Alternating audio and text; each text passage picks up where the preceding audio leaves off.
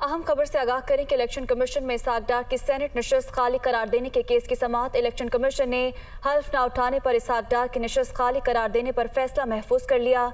Election commission senate नशिस्त खाली करार देने का नोटिस वापस ले।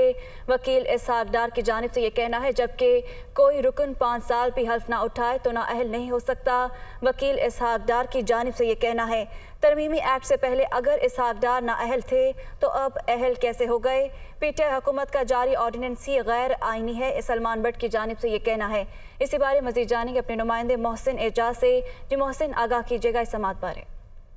देखिए, इलेक्शन कमीशन ऑफ पाकिस्तान में इसहाक डार की सेनेट नशिस्त खाली करार देने के केस की समाअत हुई है और इसहाक डार के वकील Salman Aslam but election commission of Pakistan में पेश हुए।